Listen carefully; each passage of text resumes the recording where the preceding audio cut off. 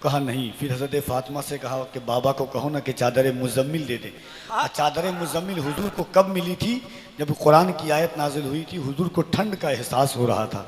हुजूर माँ खदीजा के पास आए, कहा खदीजा ज़म्मिलूनी ज़म्मिलूनी ज़म्मिलूनी, खदीजा मुझे चादर ओढ़ाओ, खदीजा मुझे चादर ओढ़ाओ। हुजूर फरमाते हैं, जब माँ खदीजा ने कहा बाबा माँ आपसे चादर चाहती हैं, हज़रत फातिमा ने कहा, हुजूर ने कहा फातिमा तुम्हारी माँ चादर चाहती है, अगर खदीजा चाहती तो मैं अपनी खाल खदीजा को दे देता।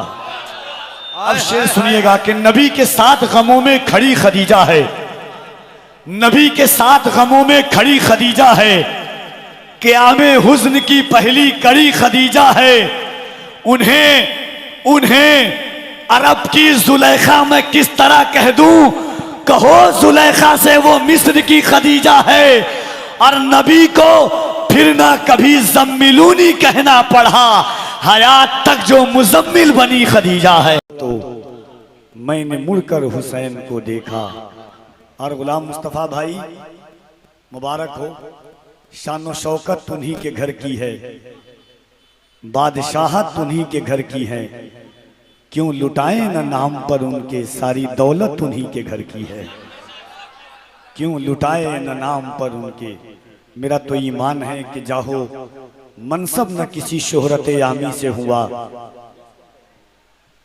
जाहो मनसब न किसी शोहरत आमी से हुआ, या रसूल अल्लाह मोतबर मैं तेरे बच्चों की गुलामी से हुआ।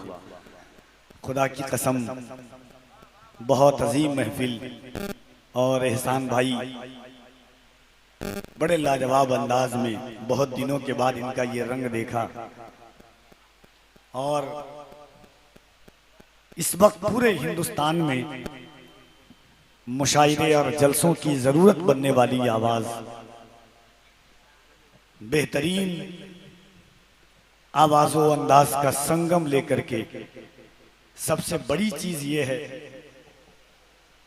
कि लोगों का कलाम मशहूर होना और मकबूल होना, इसमें बड़ा फर्क होता है।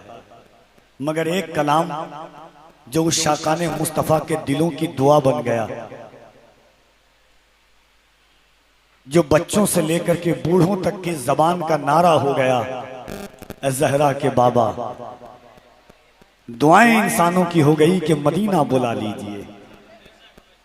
ये मकबूल कलाम, मशहूर कलाम और मारूफ कलाम के लबो अंदाज का मालिक हजरत कारी मोहम्मद अली फैजी वाहिदी साहब किबला इस वक्त तशरीफ रखते हैं।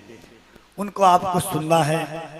मैं आपका इस वक्त ज्यादा वक्त नहीं लूंगा, इंशाअल्लाह फिर कर मुलाकात होगी। जिंदगी की रानाइयाँ इसी तरह हमें और आपको, हमारी नस्लों को अल्लाह सहाबा का, अहले बैत का, हुजूर का, नबी के बेटों का गुलाम बना करके रखे।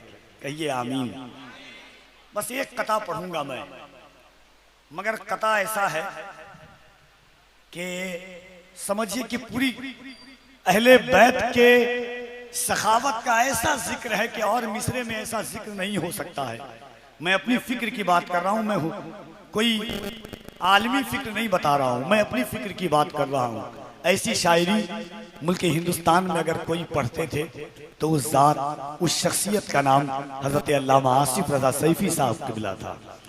बड़े लोग थे, बड़ा अंदाज था, बड़ा जमाना था, जिनकी फिक्रों की जारोब कशी करते हुए हम इस अहद तक पहुंचे हैं। शेर देखिएगा, अंदाज शायरी का दाद दीजिए, मगर तसव्वुर कर लीजिएगा कि शेर कैसा है। यजीद ने कहा था 6 महीना तक, और इमाम तबरी के मुताबिक 9 महीना तक। फिर सुन लीजिएगा, लोग कहते हैं करबला